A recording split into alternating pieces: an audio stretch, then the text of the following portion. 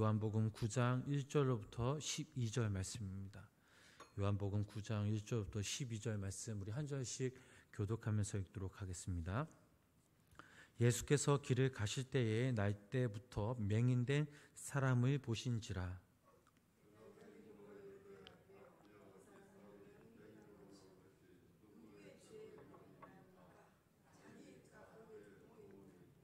예수께서 대답하시되 이 사람이나 그 부모의 죄로 인한 것이 아니라 그에게서 하나님이 하시는 일을 나타내고자 하심이라.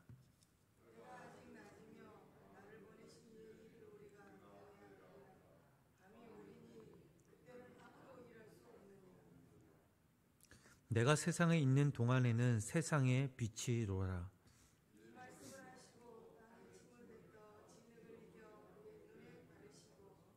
이르시되 실로암 못에 가서 씻으라 하시니 실로암은 번역하면 보냄을 받았다는 뜻이라. 이에 가서 씻고 밝은 눈으로 왔더라.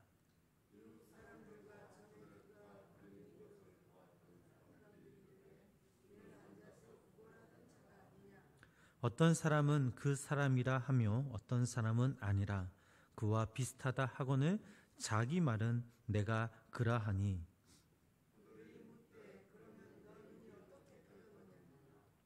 대답하되 예수라 하는 그 사람이 진흙을 이겨 내 눈에 바르고 나더러 실로암에 가서 씻으라 하기에 가서 씻었더니 보게 되었노라.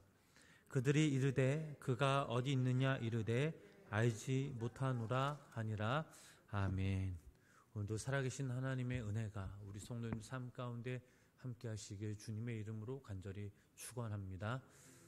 어제 오늘 날씨가 참 많이 춥습니다. 여러분들 특별히 건강에 유의하시고 또 감기에 걸리지 않도록, 특별히 요즘 독감이 많이 유행이라고 하는데 옷 따뜻하게 입으시고 이 추운 날씨 하나님의 사랑으로 이겨내시길 주님의 이름으로 축복합니다.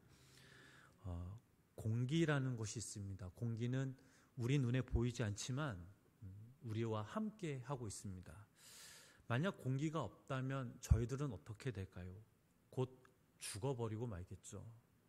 물에 사는 물고기 역시 마찬가지입니다. 물이 없다면 물고기는 금방 죽습니다. 우리가 요한복음 말씀을 전하면서 함께 나누는데 예수님께서 항상 강조하시는 그 말씀이 있습니다. 특별히 8장에서 예수님이 유대인들에게 자신을 소개할 때 과거형으로 말씀하시지 않고 현재형으로 말씀하신다는 사실입니다.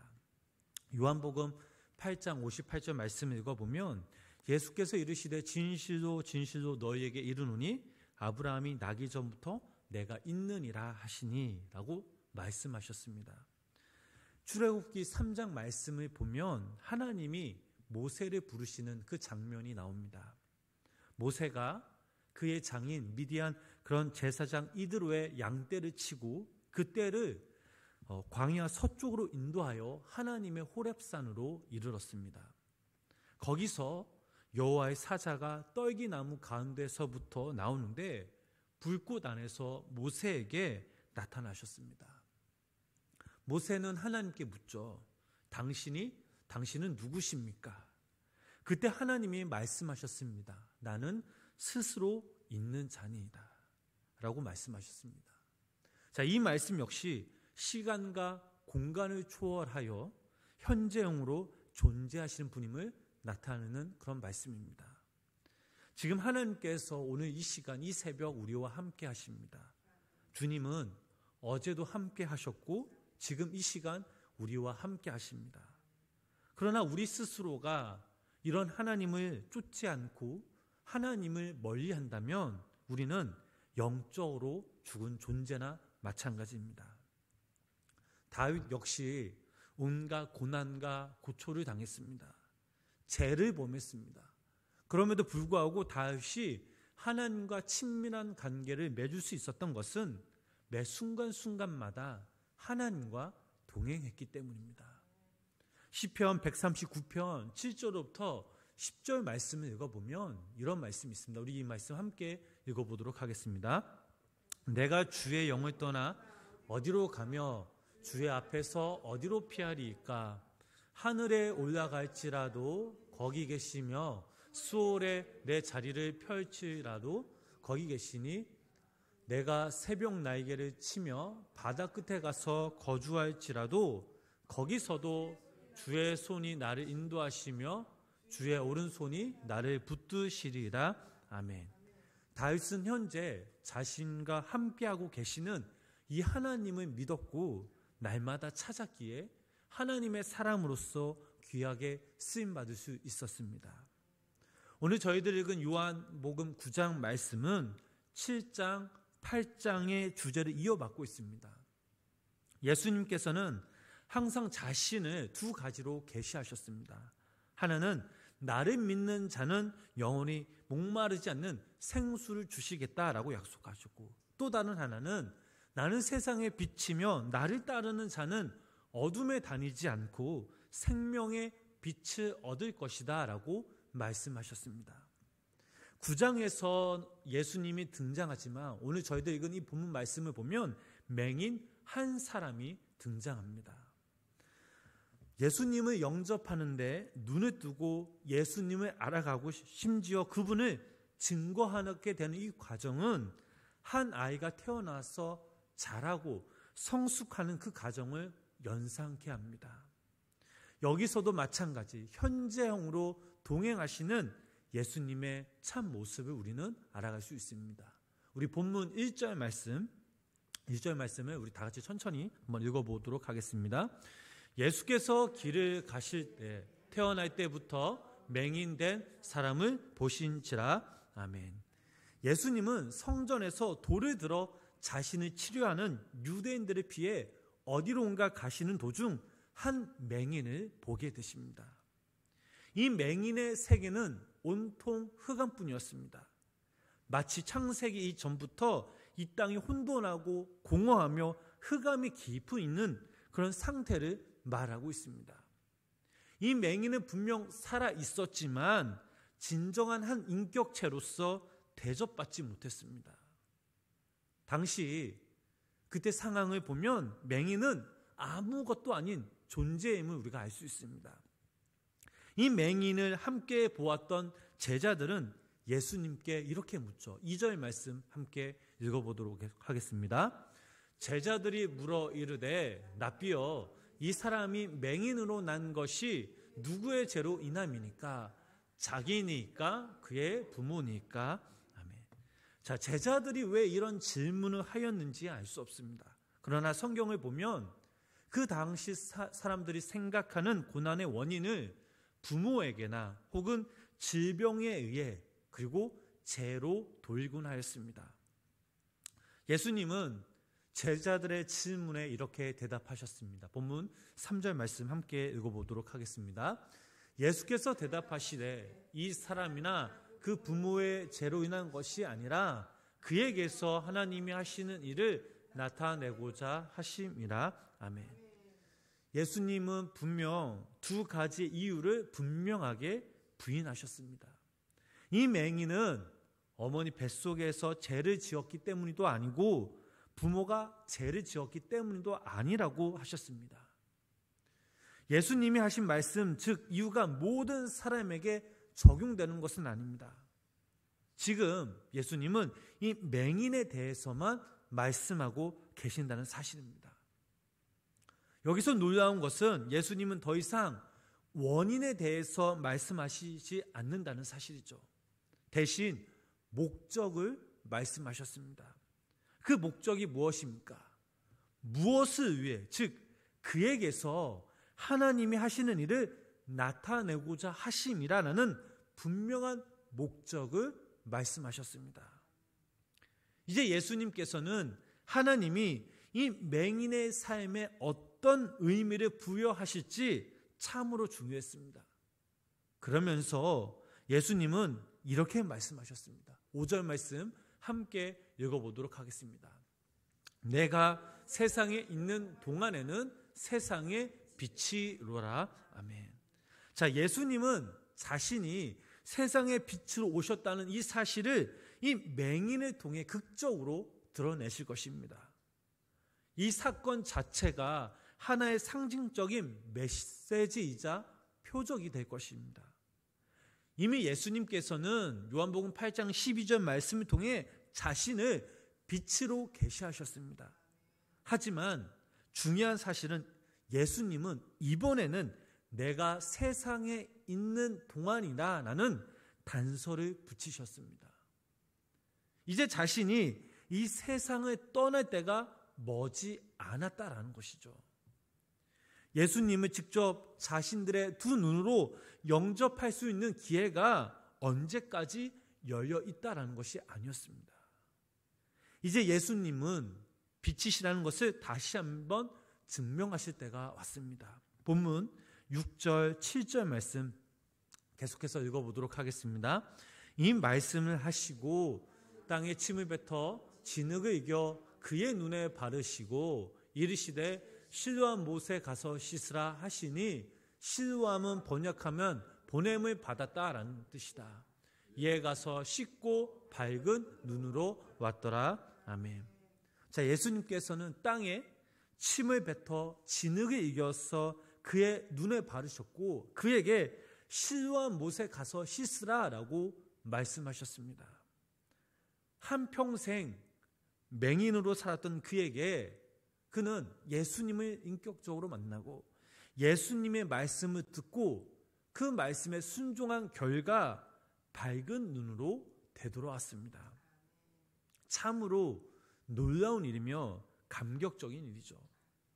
평생 앞을 못 보던 그 사람이 예수님으로 인해 눈이 밝아졌고 직접 예수님을 본다는 그 자체가 얼마나 감격스러운 사건입니까? 그렇다면 실로암 못은 도대체 어떤 곳이길래 어떻게 소경의 눈이 밝아졌을까요? 예루살렘 동문 밖 기드온 골짜기에는 기온이라는 아주 작은 샘이 있었습니다. 이곳으로부터 수로를 따라 흘러내리는 물이 마지막으로 고이는 곳이 바로 실로암 못이었습니다. 이 실로암 못은 예루살렘에서 가장 낮은 못이었습니다. 가장 낮은 곳에서, 이 못에서 눈을 씻었다라는 것은 가장 낮은 곳에서 무릎을 꿇는다는 것을 의미합니다. 예수님이 이 소경에게 실로암으로 가라고 한 것은 단순히 가라는 뜻이 아니라 여기에는 깊은 뜻이 있었습니다. 가장 낮은 곳으로 가서 가장 낮은 마음의 소유자가 되라는 예수님의 참뜻이 있었습니다. 그리고 이 소경은 예수님의 말씀을 듣고 순종함으로 실로암 못에 가서 가장 낮은 자세로 무릎 꿇고 눈을 씻었더니 그 즉시 밝은 눈이 되었고 지금 예수님과 함께 마주할 수 있었습니다. 말씀에도 나와 있듯이 실로암이란 뜻은 바로 보냄을 받았다라는 뜻을 가지고 있습니다. 예수님께서는 오늘 이 본문 말씀을 통해 저희들에게도 동일하게 말씀하고 계십니다. 너희들도 실로암으로 가거라. 가장 낮은 곳으로, 가장 낮은 마음의 소유자가 되라라고 말씀하고 계십니다. 우리가 진정 예수님과 동행하기 원한다면, 진정 우리가 영적인 눈을 뜨기 원한다면 가장 낮은 마음으로 실로암을 향해 나아가야 될 줄 믿습니다. 그 이유가 무엇입니까? 예수님 자신이 가장 낮은 곳에 계시기 때문입니다. 그래서 우리들도 예수님처럼 가장 낮은 곳으로 가야 합니다. 공간복음서에 나타난 예수님의 사역을 보면 가장 가난하고 비천한 그런 갈릴리에서 공생애를 시작하셨습니다. 또한 실로암과는 비교할 수 없지만 십자가에 우리를 위해 죽임을 당하셨습니다. 하나님의 독생자임에도 불구하고 가장 낮은 곳에서 태어나셨고 가장 낮은 곳에서 그의 삶이 출발되었습니다. 예수님이야말로 가장 낮은 마음의 소유자였다라는 사실이죠. 그렇다면 실로암으로 향한다는 것, 가장 낮은 마음을 갖는다라는 것은 무엇입니까? 이 질문에 대해 예수님은 이렇게 대답하셨습니다. 마태복음 20장 28절 말씀을 읽어보면 우리 성도님들이 너무나 잘 아는 말씀이죠. 인자가 온 것은 섬김을 받으려 함이 아니라 도리어 섬기려 하고 자기 목숨을 많은 사람의 대속물로 주려 함이니라. 예수님이 이 땅에 가장 낮은 마음으로 가장 이 땅의 낮은 곳에서 태어나신 것은 이 땅을 섬기시려 오셨다라는 사실입니다. 자신을 위해서 오신 분이 아닙니다. 하나님이 사랑하시는 이 땅의 많은 영혼들을 사랑하시려 가장 비천한 곳에서 태어나셨고 그곳에서 갈릴 공생애를 시작하셨다라는 것입니다. 우리 또한 하나님의 자녀로서 하나님의 구원받은 자들로서 이 땅에서 하나님의 사랑으로 남을 섬기며 사랑하며 품고 기도해야 될 줄 믿습니다.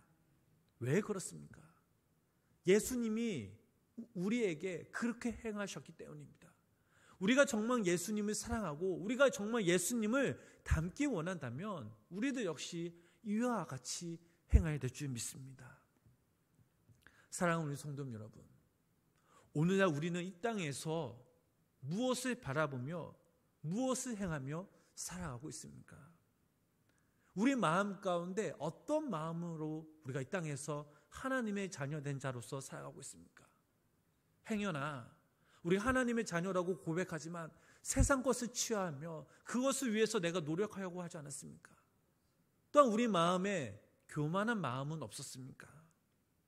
오늘 본문 말씀에 나오는 예수님과 한 소경의 그 이야기를 다시 한번 묵상하시면서 우리 또한 이 땅에서 예수님처럼 가장 낮은 마음으로 또한 남을 섬기며 또 사랑하며 그들을 품고 기도할 수 있는 우리가 되기 간절히 소망합니다.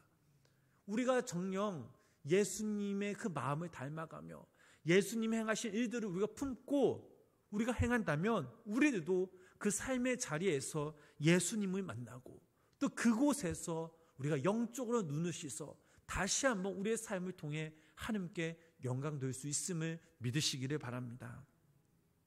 이 추운 날씨, 오늘 하루 우리가 이 땅에서 살아갈 때에 우리가 주님 안에서 영원한 생명을 바라보시길 축복합니다. 믿음으로 눈을 들어서 주님을 의지하시면서 주님께 나아가시기를 바랍니다.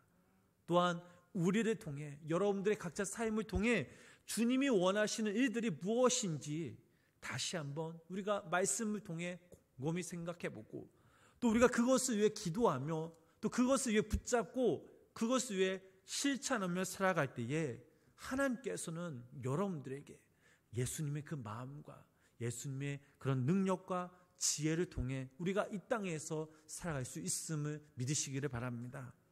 오늘 하루 우리가 이 땅에서 살아갈 때에 겸손한 마음으로 또한 우리가 정말 그 예수님 한 분만을 바라보면서 의지하면서 이 추운 날씨 속에 정말 우리 주변에 우리 가족 중에 행여나 나의 예수님의 사랑이 필요한 그들이 있다면 정말 그들을 예수님의 그 마음과 그 사랑으로 따뜻한 손길로 그들을 품어주시고 그들을 위해서 기도하시고 또한 우리가 그 사랑을 예수님의 그 사랑을 전할 때에 하나님의 귀한 은혜가 우리 성도님의 삶 가운데 충만히 임하여지길 주님의 이름으로 간절히 축원합니다. 기도하겠습니다. 하나님, 이 추운 날씨 가운데 저희들을 사랑하시어 오늘도 이 시간 하루의 첫 시작을 주의 전으로 모아서 또한 우리의 영상을 통해 예배하게 하심에 감사를 드립니다. 하나님, 지난날 우리의 삶을 돌아보면 우리의 마음과 우리의 모습 가운데 교만한 것들이 너무나 많이 있었음을 고백합니다. 이 시간 당신의 그 사랑으로 인해 무엇보다 우리 안에 교만과 시기를 깨끗하게 씻겨주시고 이 땅에서 살아갈 때에 겸손함으로 낮은 마음으로 주님을 위해 또 우리 주변의 그 불쌍한 그 영혼들을 위해 헌신하며 늘 기도하는 자들이 될 수 있도록 성령님 함께하여 주시옵소서. 주님은 우리의 빛과 생명이십니다. 우리가 항상 이 빛과 영원한 생명을 쫓으며 살게 하시고 무엇보다 우리가 주님께서 우리 안에 늘 거하시고 우리도 주님 안에 거할 때에 우리 삶 가운데 하나님의 은혜와 하나님의 감동이 넘치게 하여 주시옵소서. 오늘 시간 머리 숙인 자들을 성령께서 한 사람 한 사람 위로하여 주시고 품어주시고, 사랑한다 내 아들아, 사랑한다 내 딸아, 내가 너를 잘 알노라는 주님의 음성을 듣게 하여 주시며, 오늘도 이 시간 우리 성도님들의 기도와 간구를 들어주시사 하나님의 때에 선하신 하나님의 방법으로 응답받는 도한 역사가 우리 삶 가운데 임하게 하여 주시옵소서.